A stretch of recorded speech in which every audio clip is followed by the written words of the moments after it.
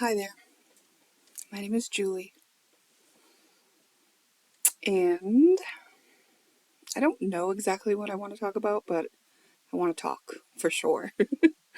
So I'm probably going to ramble off some things about what I'm going through. In my recent videos, I had referenced how I was kind of feeling like I was doing a detox. I've been feeling a lot better since my body, was giving me such symptoms of detox.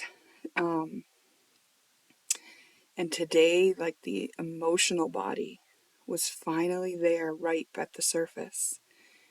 So basically what it kind of felt like from a bigger picture view, or from the view of where I'm at now, is I came to a point in my journey of healing where I realized there was some sort of fundamental something that had been in my energy body for all of my life, and that it was time to deal with it. And it was like, what is it? you know? And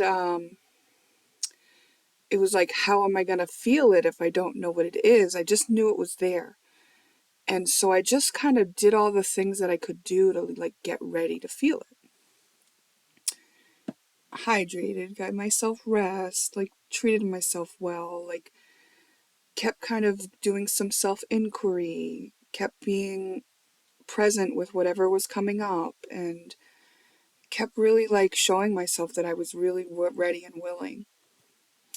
And then it was just today where I was able to kind of get above it and see it. So that meant I had been in it that whole time. That's why I couldn't see it. It wasn't clear, what is this? It was like, well, you're in it, so you can't really see it, right? It's like being in fog. It's like you don't really know exactly how big this fog is, when it will end, or where the edges are, or where it came from, because you're just in it. But now, today, I gained this little bit of a view from up above it. And I don't think I was completely done with it when I got this view, but this view kind of popped me up enough to see oh, I see what I've got here. And if I were to put words to it, right, because it's a feeling, so words are going to limit me, but it had smooth edges. It fit in there just fine. It could have blended with me for all of time, and I would have never known it was there, because it was just smooth, and it was practiced, and it was this way of feeling which was like a feeling of feeling like I was lesser than some other people, not all other people. So here's how it can be identified. If you were to try to identify something like this for yourself, here's how I could have identified it for myself if I had been able. And even I did try this before, and I couldn't quite see it, right? So it just needed to be really worked with. But if there's anyone in your life that makes you feel like you are inferior, that is a gift. Because there are basically just one person. And it was someone that I just loved, but who rejected me. It was unrequited love. And so when I would think about him, I would think of, I would feel this, I would feel lesser. And this happened even when I was interacting with him, but I hadn't interacted with him for years. And just the memory of him could make me feel that way. But it was always low level, in the background, suppressed, until just recently. You see, when I say I would always feel lesser, I'm recognizing that today. But when it was happening, I wasn't recognizing that as, oh, I feel lesser. Because I would just have this coping mechanism of logic. Oh, that person's not for me. Oh, I'll walk away. Oh, doesn't see my value. Fine. But underneath that, suppressed and denied the whole time, But there on some level was this feeling like I am lesser than him. That's why he doesn't like me, because I'm lesser than him. He thinks I'm lesser than him, right? Now, here's the thing. No one can make you feel anything, right? He's not making me feel lesser. I felt lesser, and I used him as the reason to feel lesser. Except I also used him as the reason to pretend I didn't feel lesser, you know? So I was then finally able to let myself see that, oh, he's also the reason that I am letting myself feel lesser. Oh, I feel lesser. Oh, I feel lesser. And I saw that it was tied to a bunch of places where I wouldn't assert myself. I saw that it was tied to me not wanting to date again. Because I didn't want to attract somebody that was going to treat me bad, you know? And I guess, and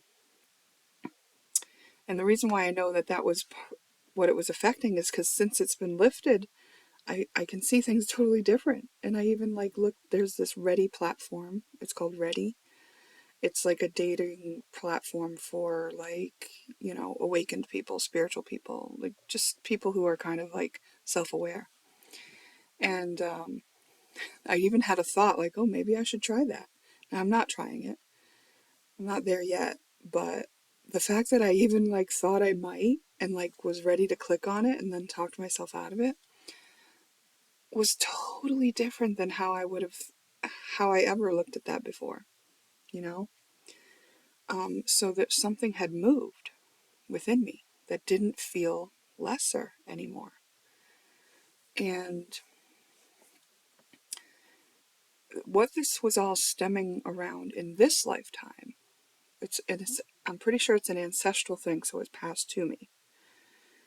But for it to be really rooted in my energy body, it was about just not having the level of attention and care that I wanted from my parents. My parents were in survival mode. They were both traumatized beings. And so when I was a kid, it was mostly just being ushered through, here are the hoops, jump through them, do what you're supposed to do. There was never I care about you. I want to know what you're thinking, feeling, doing. I want to know what your interests are. I want to know what you're curious about. It was always being pushed away. Go play, go play, go play. I was definitely told I love you, and I had my practical needs met, except for safety. So I was sheltered. Well, for the most part, I guess there was a time that my mother was homeless when she was pregnant with me. But I was sheltered for the most part, and I was also fed. But there were times that I saw my parents fight over money that was supposed to be for food, and my mother was trying to fight to keep it for food when my father was trying to use it for something else. So I say those needs were met, but then it created this unsafety. Because even those things could be threatened, it felt like, because there was not enough money. And there was a time where, there was kidnapping and just a lot of crazy shit and physical violence and people who were just emotionally dysregulated, right? So the kids were just kind of there and ushered through. It's yeah, go over there, go in the other room because there's fucking chaos over here and we can't pay attention to you right now. We can't protect you from it, so you better fucking go in the other room. So there's a lot of fending for myself and all this stuff, right? Where, I'm a grandmother now, and especially one of my grandchildren, her mother has passed away. So I end up being in that mothery role for her quite a bit. And now I can see the total difference, of what it is to parent with attentiveness and presence, you know. And I gave that to myself first before I could give it to her. and it's a different thing, right? Like I want to know her. Like she knows that I want to know her. She tells me what she thinks and feels, and it matters to me, and she knows it matters to me. And she gets to decide things, and like, it's not like it was for me, right? So I know the difference, like, of what level of attentiveness is appropriate for children, right? And I know that a traumatized person really has a hard time doing that. And plus, they're really dysregulated and moody, and so everything's sort of in chaos all the time. So that's the way I grew up, and then there are conclusions that a child can make when they grow up that way. It's not just I'm not safe. I mean, if I had concluded I'm not safe and my parents are just traumatized, then maybe I would have been fine. But that's not. I concluded something more along the lines of, like, I am not good enough. I am not important enough. I am not worthwhile. And over the years, of course, I've touched on that as in my healing journey, but never something like this deep, right? Like, and I can see how it was just so like just packaged neatly in there and suppressed and denied. So even if I was getting like little layers of it, it was more like a logical layer. It was more like, oh yeah, I see how I could have done that. Oh yeah, I see. But there was never like getting to the real root of that, how that feels. And I think I'm still processing through how it feels in some ways, but I have cried off some layers of it now, and I'm able to see a bigger picture view. And maybe it's all gone. I don't know. Like, I did move some energy for sure on it. So we'll see if there's more that wants to come up, because I'm open to it, right? I'm here with it, and I understand. And I also tapped. I used tapping, and I did some like breath work, and so I've done a lot that could have helped me move that energy. So it's very possible that it's all over, because my view, I can't seem to recall the feeling of it anymore, and my view is bigger. So that's usually what happens when it heals. But something feels like it should have been. I should have felt it more or something.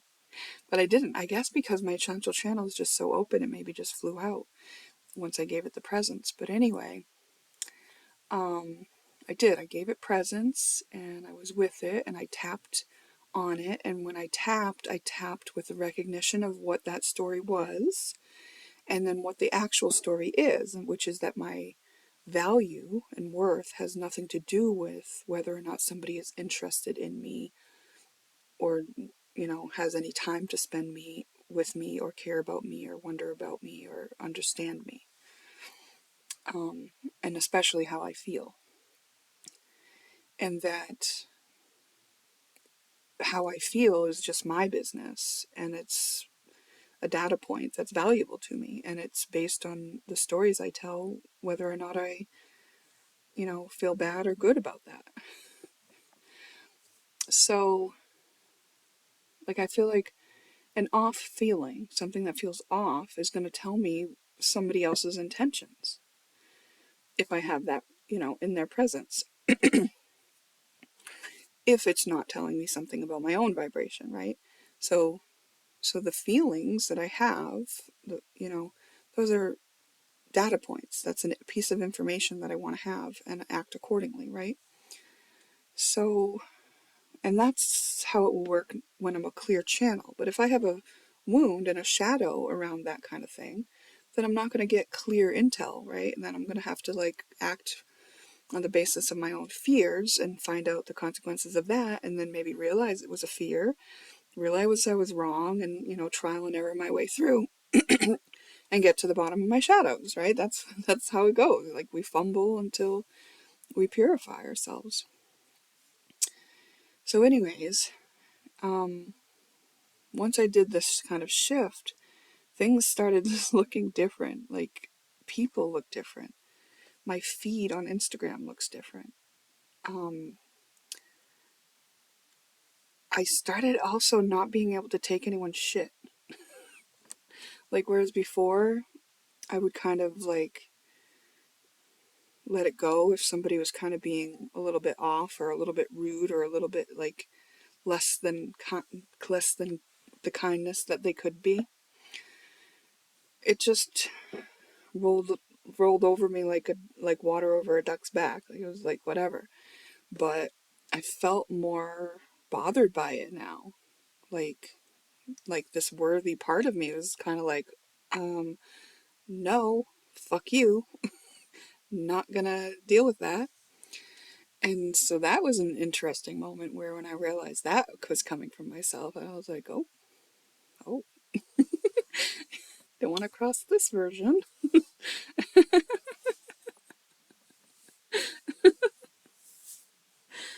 Um, but I think, I'm still more inclined towards peace and love and, kindness. It's just that the part of me that knows that she's worthy doesn't want to take bullshit, whereas the part of me that was suppressing and denying that she was unworthy was willing to take a lot of bullshit, you know? So it's very interesting because years ago, in the beginning of this, so this healing this particular thing, which, like I said, is an ancestral thing. It was passed down to me, right, in my family line. My mother probably had the same wound. She's one of 11 children. It would be really hard to pay attention to each 11 of the 11 children in a present and attentive way. So that wound was passed through that family, and here it landed with me. But this is something I've been working on for years, is what I actually realize, is because I just lost the train of thought, but hold on, I'll get it back.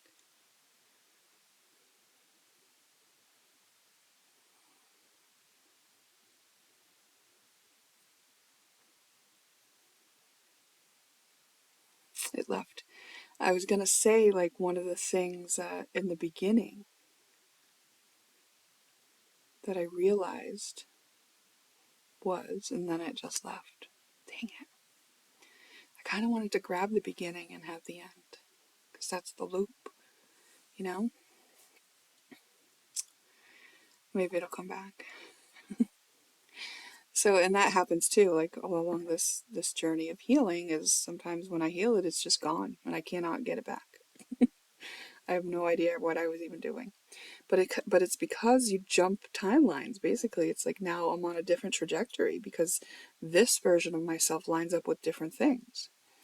And the versions of other people that I line up with are different, is what I've realized and noticed. And that's very interesting. And it was also a little uncomfortable, but okay, like I'm just telling myself this is part of it. Part of it is that things are now going to change because I changed. So it's not going to be that same old comfort zone.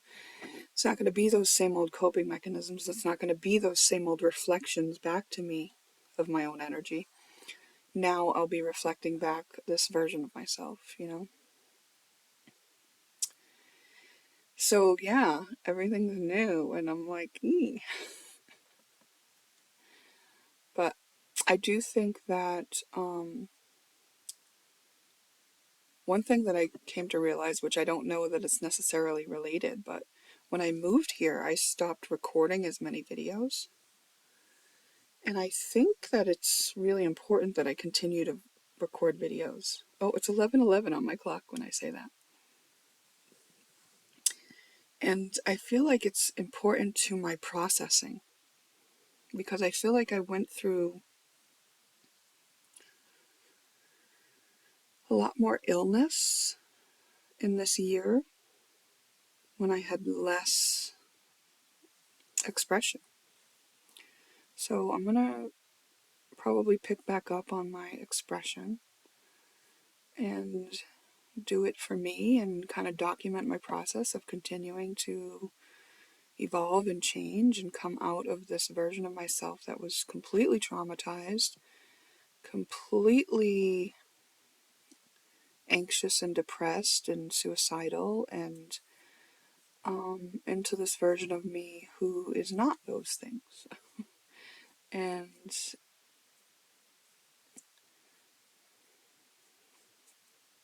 yeah, I think one thing that I've opened myself up to, though, which I guess is the thing, is that, this version of me can be criticized. This version of me, not everyone will agree with, you know? And because maybe she's more outspoken and maybe she does snap back and maybe she has more opinions.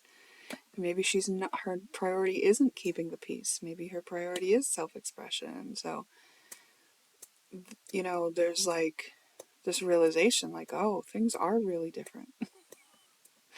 And I don't love that, I don't love the fact that like some of the reflections I'm seeing now of people that I've viewed as completely peaceful are now having these like strong polarizing opinions that they're expressing and in this view that I have of them now. And I'm like, oh,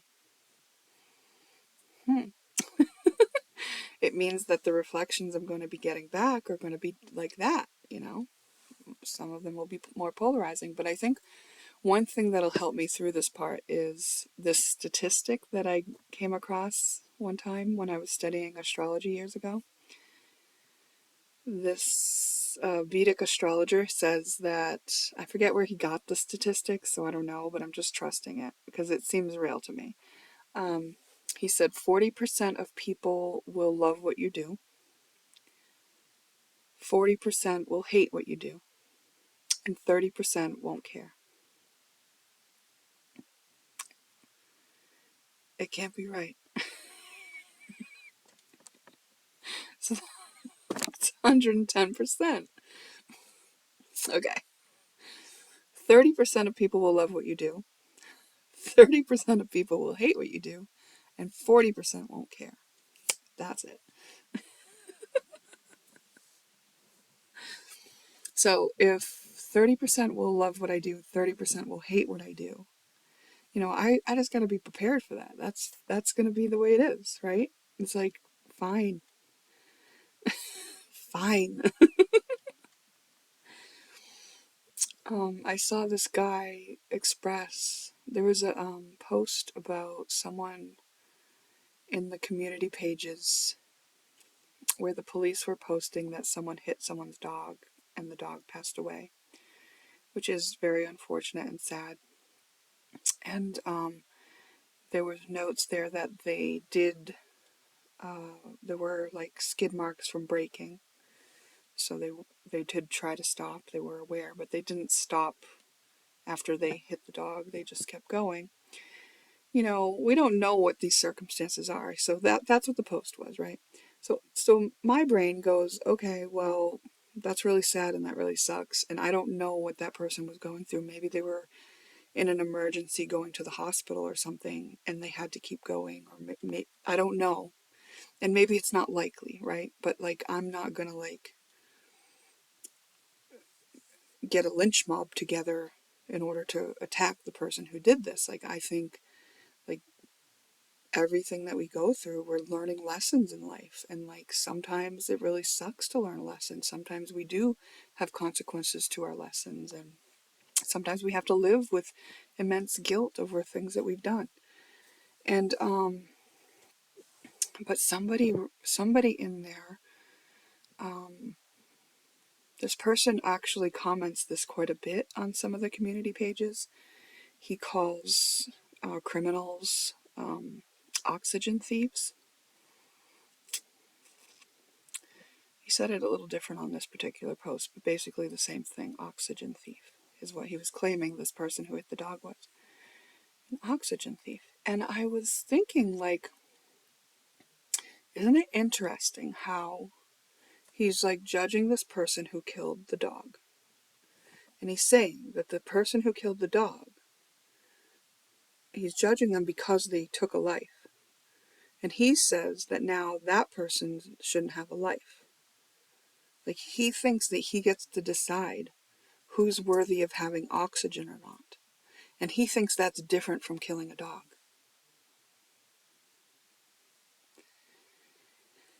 this is probably one of those polarizing views, right? It's like maybe 30% of people will really hate and get triggered by what I've said. But what I'm saying is, this guy doesn't get to decide to end this person's life based on a terrible mistake they've made. And how would he think he's any better than the person who ended the life of the dog if he's trying to end their life? It's literally,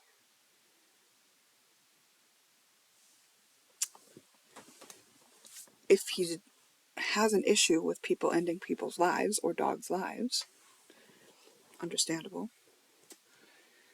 And also hit and run,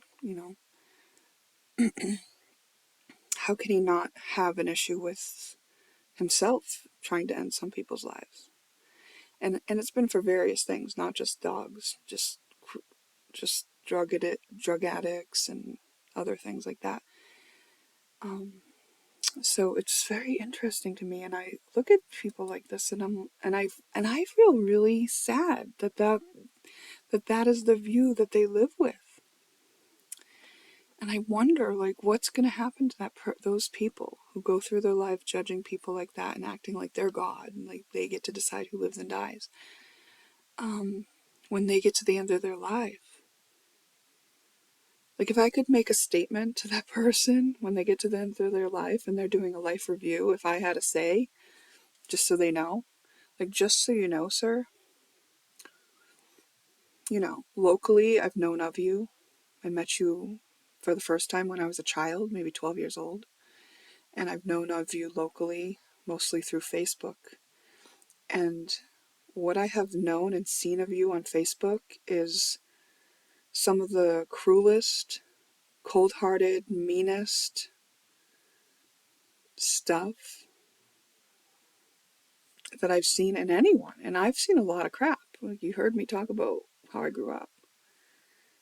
And I think you're mean. And I hope that you see the light, and I hope that you realize someday that you're mean. And I don't like that you do that to people, fellow men, people who are struggling, people who are addicted to drugs, people who make mistakes. I don't think you should get to judge them. I think that's God's job, and I don't think you're God. That's what I would say.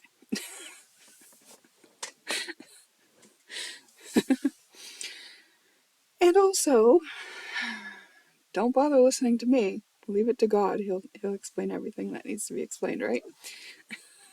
Do you think God explains at the end of our lives? I don't. I think we get to review what our experiences have been, which has been sort of this holographic output of what our energy is. And I think we get to assess ourselves and what we've learned and what we think based on that. Maybe not even think. Yeah, think. It's got to be think. Because we're not in the body anymore, then we're just mind. It's got to be think. But think with all awareness seems so difficult because, like, every thought you have, it's like, oh, but this, oh, but this, oh, but this. which would be like a reason why you would kind of fragment and come into a human experience, because then you get to study one aspect of all that without having that, like, distracted, like, oh, but this, as your consciousness expands around a topic, which is what each fragment is doing anyway. Like, I think, like, that's what my experience of life is, that my consciousness expands as I study the experiences that I have. And as my consciousness expands, I have a bigger point of view. And at the same time, I feel inspired towards achieving certain things.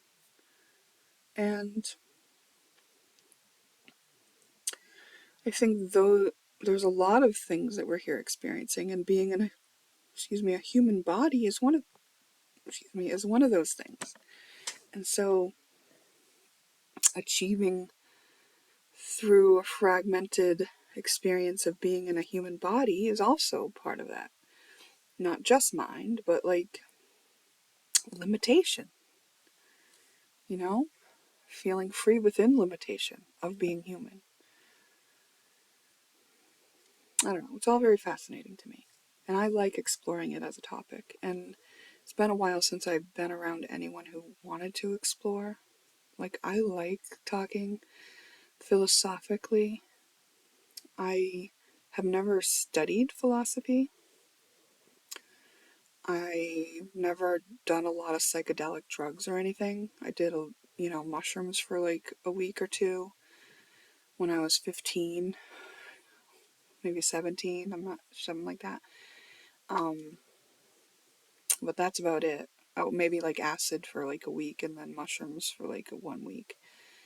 It wasn't very long at all, and I did not have any psychedelic experiences on either of those drugs. On mushrooms, I laughed a lot, and on acid, I just felt like everything was static. It was not a pleasant experience. And time was very slow. Very fucking slow. It was like the night that never ends. That's how I remember one of those nights, party nights on acid. No enlightening experience, nothing. I did do ayahuasca once. Again, my consciousness, all it did was laugh, really. And Mother Ayahuasca showed me one thing. And it was as I was laying on my bed and I'm looking up, and she showed me this scene of people. It was like crowds of people. People like walking, talking. And what she showed me was like they were all complaining to each other. Like as they were walking and talking, like they were gossiping and complaining. And it was so hilarious. She was just showing me that like how funny it was that humans would spend their time just complaining so much. Ayahuasca was an interesting experience because like for, I don't know, like a month after, I kept the giggle. Like I got this giggle. And then even after I was off the ayahuasca trip, the giggle would just come out of me. I don't know where I'd be like doing the dishes and then just like the laughter stayed with me. So, but laughter is a way to move energy. Tears are a way and laughter is a way. So there was that. And I don't necessarily want to have that experience again of ayahuasca, but I'm okay that I did it, you know? I think what ruined it for me at the end was like that my boyfriend came and I don't know, he made me feel self-conscious about being in that state because he was like more annoyed than anything that I was in this like happy giggly state. But that, I think what ayahuasca was maybe showing me was like what a stiff board he was, and that he wasn't for me, that he was just gonna cramp my style, and that even though he was very helpful to me practically, that it's not what I should build a relationship on, because he will also cheat on me and he will also not invest in me long term, and he will gaslight the shit out of me when my intuition is opening. That was a terrible experience with that boyfriend. When I started to get more and more intuitive and my kind of like psychic flashes were happening, like my intuition was just so open and on point, giving me information all the time. And then he started gaslighting me because it was telling me about him and about not to trust him. And he would gaslight me, and I had to really, really heal from that, because that was probably the most painful, confusing part of my whole entire life. And I think that's a terrible thing to do to somebody. And I feel sad for him for having to go through a karma of that, of having done that to somebody. Like, if you have to learn what you've done to others, sorry, bud, that sucks. You're going to wish you didn't do it. And I know I'll never do it to somebody because that's wrong. So wrong. Anyway, I got through it, you know. What it forced me to do was, like, just learn to love myself more and more, learn to trust myself more, learn to forgive myself for prioritizing, like, fake love instead of just going inward and loving myself for real. For real, for real. Anyway, things have really changed over this past, it's just been a week or so, 2 weeks maybe. My life looks completely different, even though a lot of it is, you know, I still live in the same place, I still drive the same vehicle, but everything's also very different. So, like, I feel different, you know? I just feel different, and people look different. It's interesting. Even my house looks different. I did change it around, so I still have some more to do. I made a video about it, actually. I videotaped. I don't think we call it videotape. Video recorded. I recorded a video of me, like, cleaning, and it was like 2 hours that I did it for. I changed everything around in my room, and then I sped it up. But I haven't released the video because, first of all, I don't know if I'm going to, and second of all, I didn't, like, do the aesthetics yet. Everything's in its place, and I did some cleaning, but I kind of need to do some decorating still. Like, I did one part, the kitchen shelves, and I organized some things, but, like, not everything's, like, perfect yet. Like this. Like, this goes in my bathroom. This box, my sister and her husband and her son painted that for me, and there's a set of 3. They're like stackables. They're nesting boxes. I treasure those.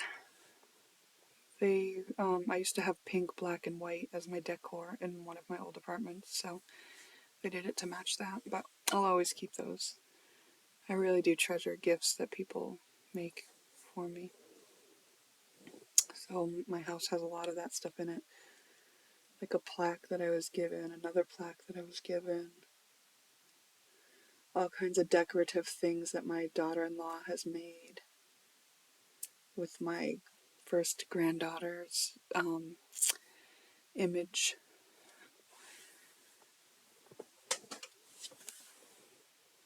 Alright, so yeah, I thought it was really curious, though, how I was able to identify the energy of the stuck thing that made me feel like I'm not good enough, or like that someone else was better than me. It was like a huge, smooth, oblong energy. It was like right here. And I'm freaking out. It feels weird without it. What can I say? It's a new world. I don't know. You'll have to take my word for it.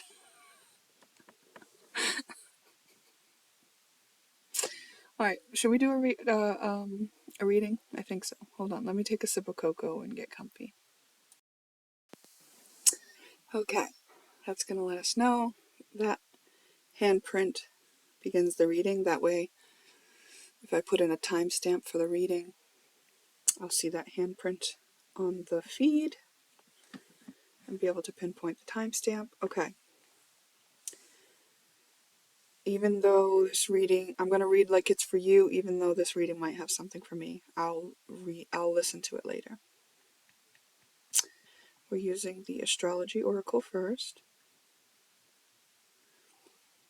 The heart of the matter, Ceres. Ceres is the unconditionally loving mother. She also had to do visitation with her daughter, but they were reunited at some point. She was also very devastated at the loss of her daughter. Influencing on a practical level, the IC, Immium coli, I believe it's pronounced, but I could be wrong. The root of the chart. This represents our roots and like the household we grew up in. Influencing on an emotional level, Hecate. Hecate is the one who led Persephone out of Hades. And Ceres's daughter was Persephone. Okay. So Hecate was like the one who led her out of Hades after she had been kidnapped. But Hecate can also represent just like different stages of life.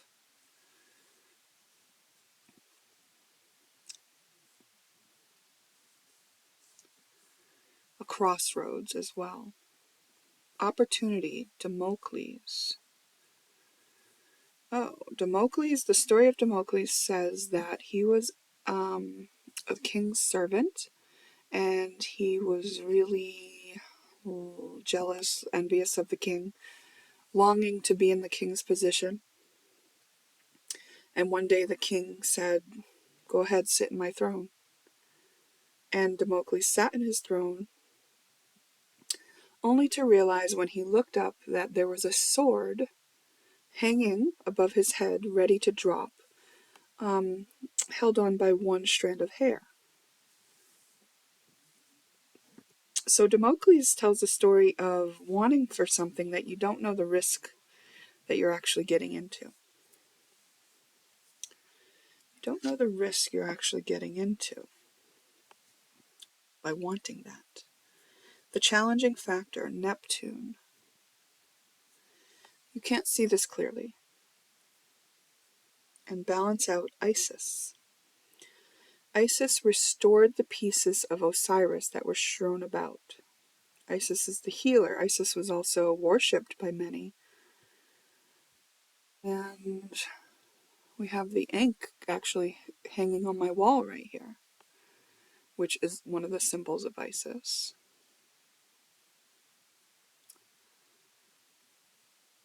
Balance out, Isis.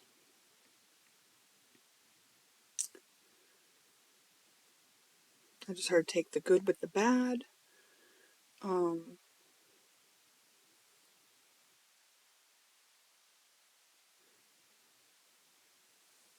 Interesting. I'm going to get some more cards from the Concepts deck.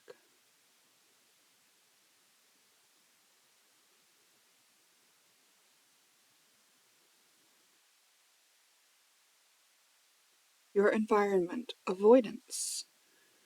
How this affects you. Accept. An underlying issue, rigidity. Changes needed, destiny. What helps, sexy. What hinders, relax.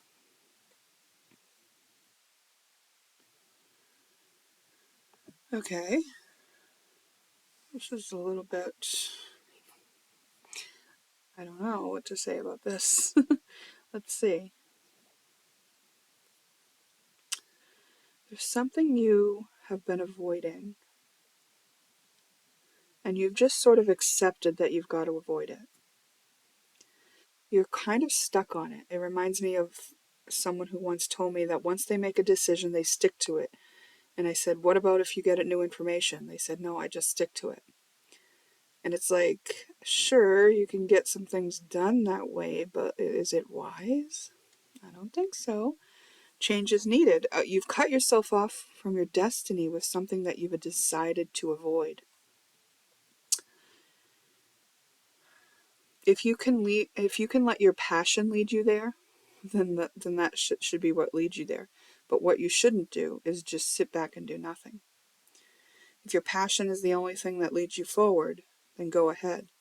This isn't something that you're going to see clearly, but there will be light along the way. You'll have little like signs or symbols along the way that you're going in the right direction. You don't know the risk of not taking this opportunity. If you don't take this opportunity, you don't even know what you're giving up. It's your destiny, dude. Whoa.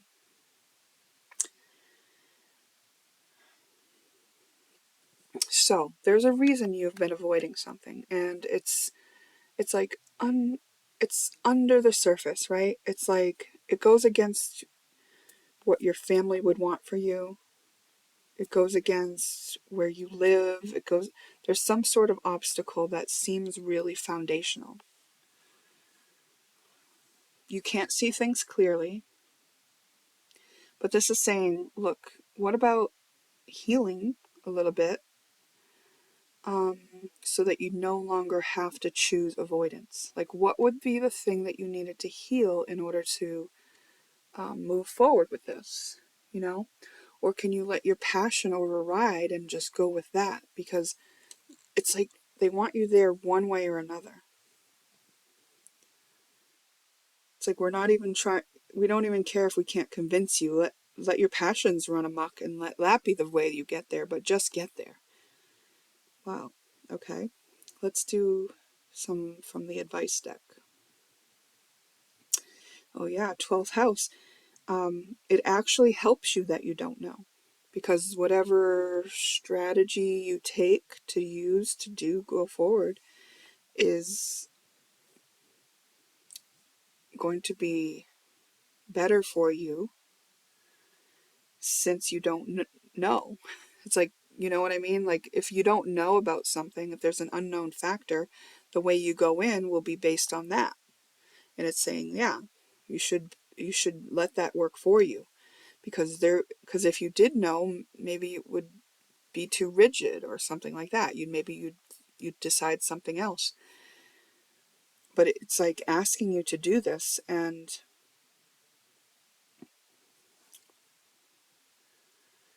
your body has the answer. Just maybe you could do muscle testing to get some insight into what your body wants. Add more skills assessment. Look at what is working in your favor that you can utilize for this. What to surrender. Accept the evidence you have regarding a dietary change. So what do you need to give up? You've already been shown that something doesn't agree with you. Accept that that's the case. Opportunity. See yourself clearly. You need to see the strength that you have to overcome this, to change your mind, to go against what is expected of you. Action to take. Guidance. Follow your inner guidance.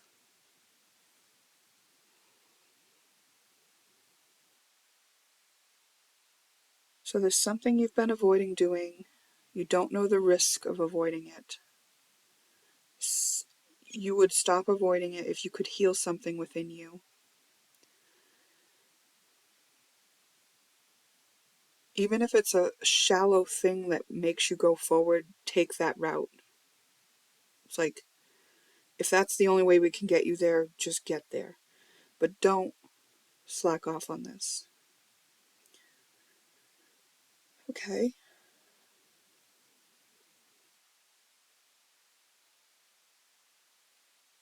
I'm going to get some from the messages deck. Inner critic represented. For true love, how do you sabotage yourself? Check your boundaries. What do you tell yourself? Reconciliation or reunion? What is the truth? Open-hearted. How can you love yourself more? Get it done. Higher self's view, affected health. Okay. Whatever this is that you've decided on and that you've been avoiding has been affecting your health. You know that your health is affected, and this is saying this is the reason. And by making this rigid boundary for yourself, you're sabotaging yourself. There is somewhere like in the family line and ancestry, something has you thinking that if you were to go forward with this, something would not be okay. You wouldn't,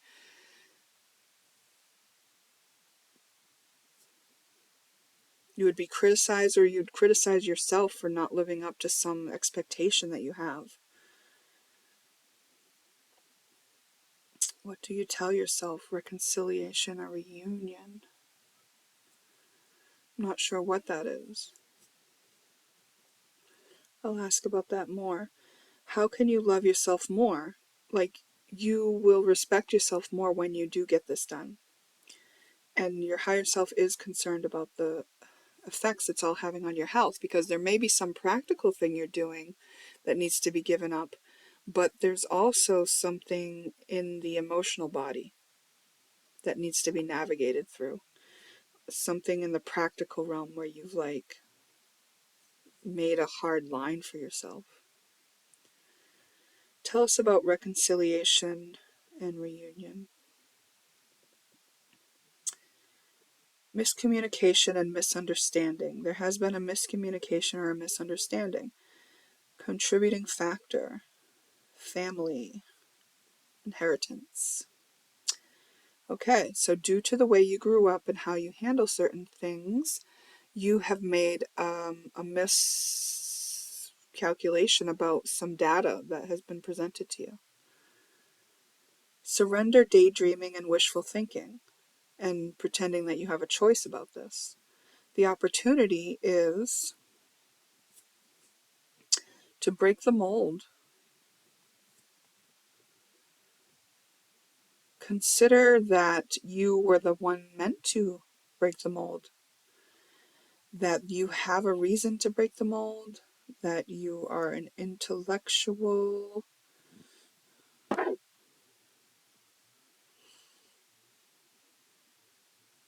Okay. And that it's actually your destiny. Wow. Embrace a new idea. Embrace the action you have to take. And this could all have to do with business as well, as it could be personal relationship, it could be business, and it could be a dietary concern, and it could be all three. Okay, let's just do self-care, and that will close this. You're doing well cleaning up. Add more silence. Too much buying yourself something. Give to self comedy. So you maybe need to laugh a bit. Give away imagination. Like, let others fill in the blanks for themselves. And solution, there's a new skill. So there's something new here that you can implement that maybe you don't really even consider as a skill, because you maybe never needed it before, or you didn't even realize you were that good at it. But we did get skills assessment here as well. Where was skills assessment?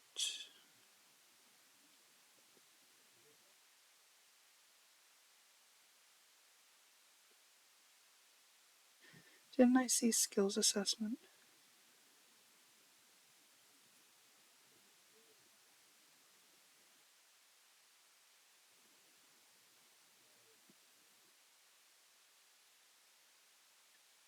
Anyway, I thought I did, so maybe I'm imagining it.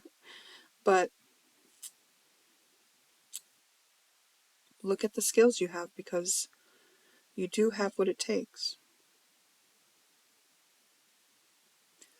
to break out of some sort of rigid avoidance that you've been accepting for yourself, which is actually cutting you off from something that's really important to your soul. Oh, here it is. Add more skills assessment. Yeah. And you're very strong. See that clearly. You got this. Okay. So basically it's like saying this isn't something you would normally do because either you're in the habit or everybody around you or the expectations or the responsibilities that you've promised yourself or something you've decided previously has told you to act in a certain way. And this is saying you misunderstood. By doing that, you actually limit yourself. You don't know the risk of doing that. You didn't know the risk when you decided that. You didn't know the risk when you restricted yourself from that. You didn't know the risk when you took that responsibility like that. Something in your body is telling you that something's off, you know? And it is tied to this, but you can see it as two separate things as well. So it is saying, like, surrender something. Stop with something in particular that you have evidence about. Follow your inner guidance. Look at the fact that you have the skills to deal with this unknown thing that you have been avoiding but needs to be faced now. And sometimes it's like just one step in front of the other, right? You're literally like walking into the fog. When I was talking about fog in the beginning of this, where, how I was like in the fog and I couldn't see, I still had to walk forward. I still had to take each step. And I think that's probably difficult if you don't have faith. But this is reassuring you that you are strong enough, that you do have this. Like, it's all part of the plan, right? And this is, you've got Hecate here. So your emotions can actually kind of light you up a little bit if you let them, you know? Follow what you love. Follow what you're passionate about.